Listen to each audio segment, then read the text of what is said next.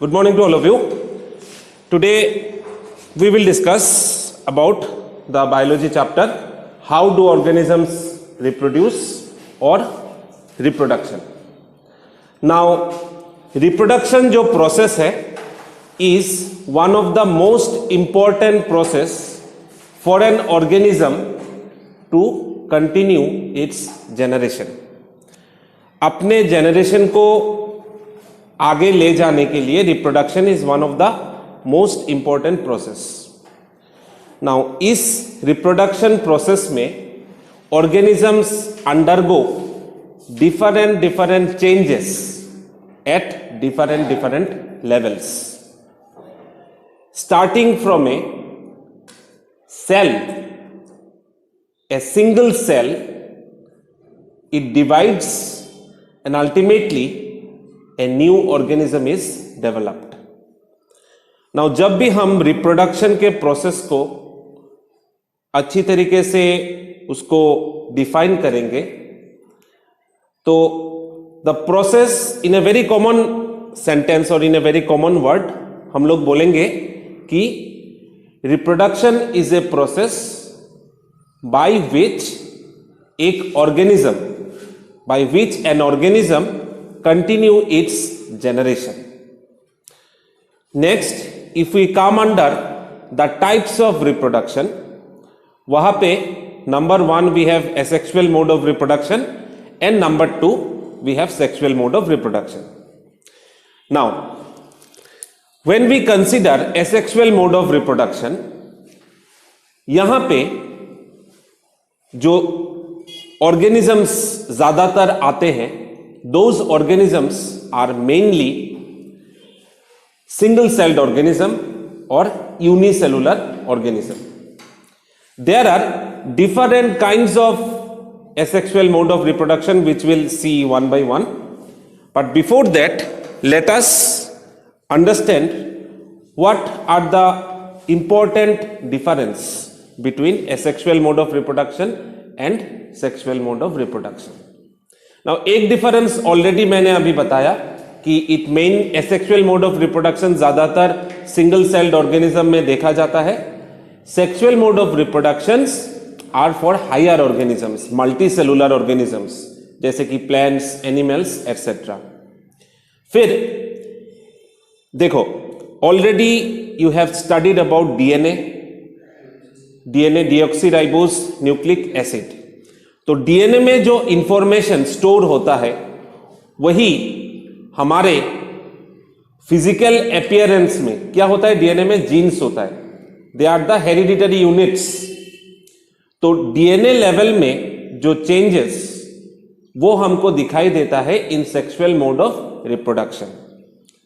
And in asexual mode of reproduction there is not much difference between the parent organism मतलब जिससे नए organism develop करेंगे, parent organism, and the cells which are developed from the parent organism are called the daughter cells.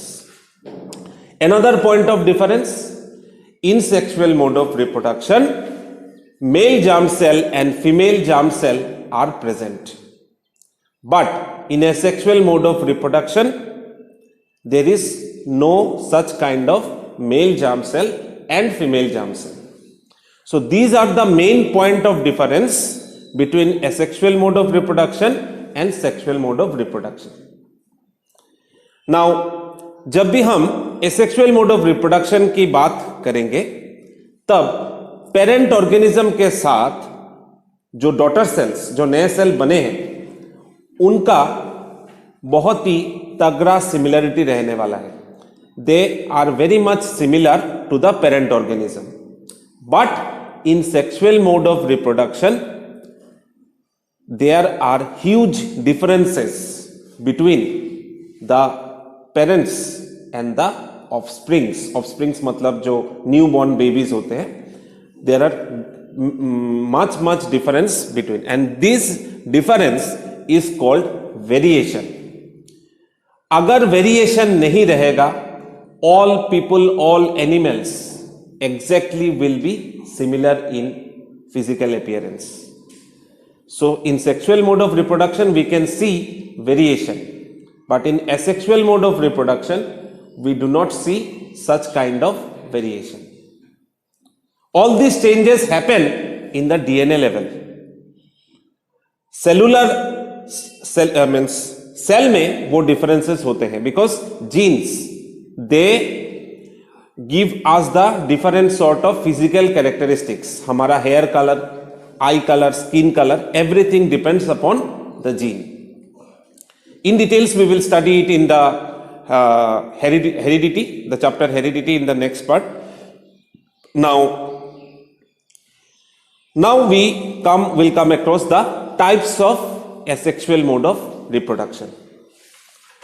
ठीक है? Now the first type of asexual mode of reproduction is number 1 is called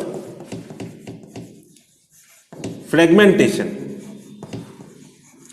Now when we talk about fragmentation,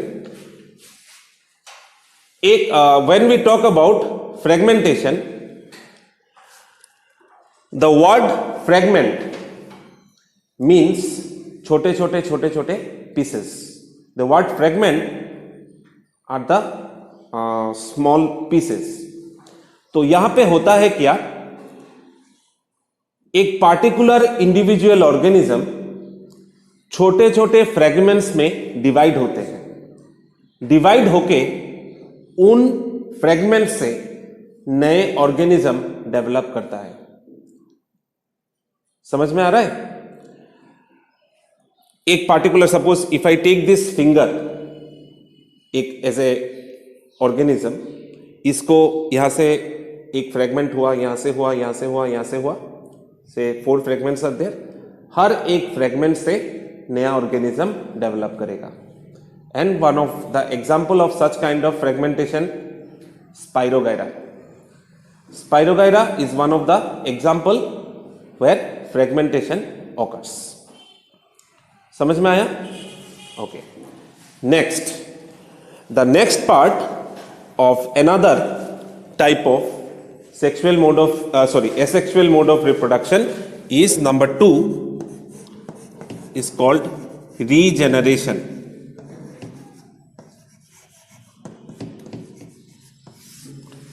Regeneration.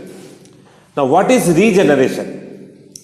देखो, दोनों में बहुत ही कम difference है fragmentation और regeneration में. Regeneration में भी एक ऑर्गेनिज्म छोटे छोटे पार्ट्स में डिवाइड होता है. डिवाइड होके नया ऑर्गेनिज्म डेवलप करता है. जैसे फॉर एग्जांपल ईस्ट और planaria. These are the names of 2 organisms जहां पे this regeneration process occurs. Now in this particular organisms, ये जो organisms हैं, यहां पे these organisms have some regenerative cells. Specialized cells are there जहां पे वो particular जो organisms हैं, जब छोटे छोटे पीसेस में डिवाइड होते हैं, regenerative cells are present in their body, और उन रीजेनरेटिव सेल्स से नए ऑर्गेनिजम्स डेवलप करने वाले हैं. Okay, in your book, in your NCERT book, you will see that a particular regeneration process of planaria is given, जहां पे एक प्लेनेरिया से 3-4 तीन पार्ट्स डेवलप हुए हैं, और हर एक पार्ट से नया ऑर्गेनिज्म मतलब क्या हो रहा है, डेवलप हो रहा है with the help of regenerative cells. और ये जो सेल्स उसके बाद टिश्यू के बाद जो नए ऑर्गेनिज्म डेवलप करेंगे, this process is known as development. समझ में आया? सो the diagram for regeneration will be important. Regeneration in planaria. ठीक है? Now the third is binary and multiple fission. Binary and multiple fission. Now binary का मतलब क्या होता है? बाई मतलब दो, ठीक है. फिशन, फ्यूजन, दो word already you have studied earlier. Fusion होता है तीन चार चीज एक साथ मिलके एक ही चीज बनना. फिशन होगा एक पार्टिकुलर चीज से छोटे छोटे पार्ट्स में डिवाइड होना. तो binary fission, the example of binary fission in an organism is amoeba. Amoeba is a unicellular organism, a single celled organism, जहां पे वो पार्टिकुलर ऑर्गेनिज्म जो रहता है, एक एमीबा से two new cells are formed. Two new cells are formed from amoeba. एक ही cell से दो नए cell, two new daughter cells are formed. That particular process of asexual mode of reproduction is called as binary fission. Clear हुआ? Okay. Coming to multiple fission. Now multiply मतलब increasing. This particular asexual mode of reproduction we will see in organism like Plasmodium. Plasmodium is a organism, or we can tell it is a parasite which causes malaria. तो Plasmodium एक organism से numerous Plasmodium cells are produced. वहां पे दो नहीं होगा, दो से ज्यादा होगा. इसीलिए this process is called as multiple fission. दो का है बाइनरी फिशन, दो से ज्यादा जो प्रोडक्शन होगा sales, that will be called as multiple fission. Okay? Okay.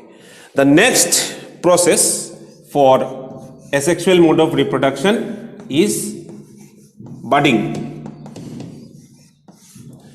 Now under budding what we will see is, वो एक एग्जाम्पल है, already we have discussed in this regeneration.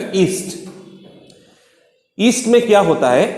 East के बॉडी से एक बड डेवलप होता है. जैसे for example I am telling, plants में देखना कभी कभार उनके जो स्टेम्स होते हैं उनमें छोटे छोटे बर्ड्स डेवलप करते हैं ना, वहां से नए पत्ते निकलते हैं. Like this type of buds are developed in the body of the yeast. वो पार्टिकुलर जो बर्ड रहता है वो पेरेंट बॉडी जिस बॉडी से जो डेवलप हो रहा है उसी को पेरेंट बॉडी नाम दिया है. तो उस पेरेंट बॉडी से वो धीरे धीरे डेवलप करेगा. नाउ दैट पार्टिकुलर सेल जब मैच्योर हो जाएगा, when it is fully mature, वो ऑटोमेटिकली उस बॉडी से डिटच हो जाएगा. ईस्ट का suppose this is an east, यहां से बर्ड डेवलप होगा. धीरे धीरे वो पार्टिकुलर बर्ड डेवलप होके एक नया ईस्ट वो मैच्योर हो जाएगा. The cell will be matured.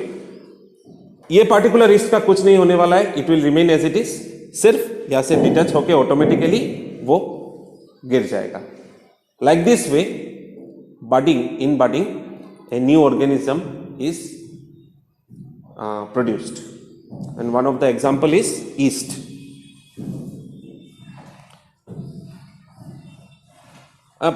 But yeast is there in मतलब yeast में budding होता है, हाइड्रा में भी होता है. समझ में आ रहा है? A new organ budding is also present in yeast. In hydra also budding is present. If you go through the book, you will, in your book, the example is hydra is given. I have taken the example of yeast. तो hydra में भी वही same process, वो डिटच होके नया hydra develop करता है. So the diagram will be important for budding process which is given. Now the next mode of reproduction is vegetative propagation. Now under vegetative propagation, देखो vegetative propagation ऐसा नहीं है कुछ एक नए सेल से नया सेल बनता है.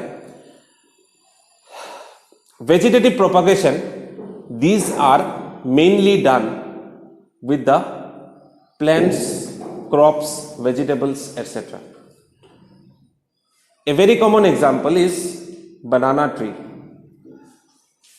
पुराना वाला बनाना ट्री जब मतलब उसका प्रोडक्टिविटी जब वो बनानास देना बंद हो जाएगा, व्हाट वी डू, उसका पत्ता काट के दूसरी जगह पे लगाते हैं ना, and that particular from that particular leaf a new banana tree is formed. फिर रोज, गुलाब का जो पौधा होता है, उसका स्टेम काट के हम दूसरे फ्लावर पॉट में लगाते हैं, उस स्टेम से नया फ्लावर बनता है. Now why it is done? देखो, it is done because पुराना जो पौधा है उसका प्रोडक्टिविटी लेस है, मतलब उसका totally the plant is old, it will not give any more flower और फ्रूट्स. एक होता है. दूसरा एडवांटेज होता है वेजिटेटिव प्रोपगेशन का कि जेनेटिकली सिमिलर कैरेक्टरिस्टिक्स रहता है. ऐसा नहीं है कि पुराने पौधे से, जैसे गुलाब का पुराना पौधे से हमने स्टेम काट के नए पौधे में नया पौधा लगाया तो वो डिफरेंट, कुछ लाल गुलाब का था वो हमारा येलो गुलाब देगा. No, the new plant will be genetically similar with the old one. And what it happens, suppose जिस पेड़ से हमने काटा वो ब्रांच या स्टेम मैंने काट के लगाया, सपोज कुछ उसमें न्यूट्रिशन बाकी है, कुछ न्यूट्रिशन उसमें बाकी है कि थोड़ा थोड़ा पत्ता गुलाब दे रहा है, but it will beer flower more quickly in the new plant. समझ में आ रहा है? फिर होता है एक प्रोसेस वेजिटेटिव प्रोपगेशन में, ग्राफ्टिंग. नाम सुना है? ग्राफ्टिंग प्रोसेस, जो कलम करते हैं ऊपर से पुराने डाल को हटा के ताकि उससे नया डाल निकले. So this sort of process are done in vegetative propagation ताकि जो नया पौधा मतलब उगाना है, they are of better quality. So this is another mode of asexual mode of reproduction. ठीक है? Now one of the example of natural vegetative propagation is Bryophyllum. Bryophyllum is a plant जिसका लीव्स मतलब पत्ते से नया plant automatically develop करता है. It is a example of natural vegetative propagation, Bryophyllum. ठीक है? And the last process for asexual mode of reproduction is spore formation. S-P-O-R-E, spore formation. Now what is spore formation? For example, it is a very humid day. In the rainy season बहुत ही moisture रहता है, तो अगर एक bread जो सुबह में हम नाश्ते में खाते हैं, उस ब्रेड को अगर कुछ समय के लिए खुला छोड़ दिया जाए या फिर कुछ 1-2 दिन के लिए, what you will see after some days कि उस ब्रेड में व्हाइटिश कलर का कुछ स्पॉट्स डेवलप हुए हैं पूरे ब्रेड में. Okay, small whitish colour structures are developed. इनको कहा जाता है ब्रेड मोल्ड्स. या फिर देखना, जहां पे ड्रेन के सामने, नाले के सामने, not that greenish colour, these are algae and fungi, whitish colour, some spots or some structures are there. It is of an organism called Rhizopus. Rhizopus is an organism.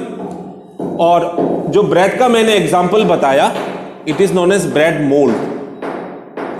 समझ में आ रहा है? तो वहां पे छोटे छोटे बॉल, एकदम छोटे छोटे, like if you take for example, ऐसे छोटे छोटे round shape structures are form. These are known as sporangia.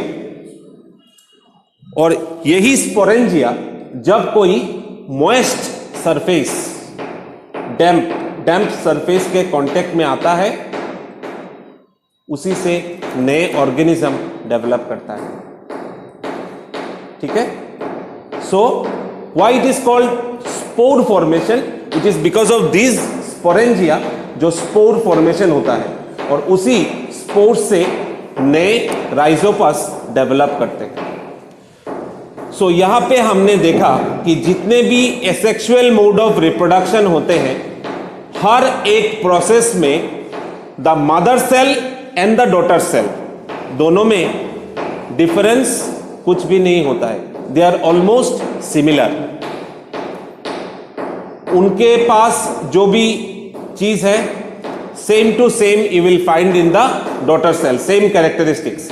Amoeba का जो कैरेक्टरिस्टिक्स है वो उसके डॉटर सेल में भी वही कैरेक्टरिस्टिक्स रहने वाला है।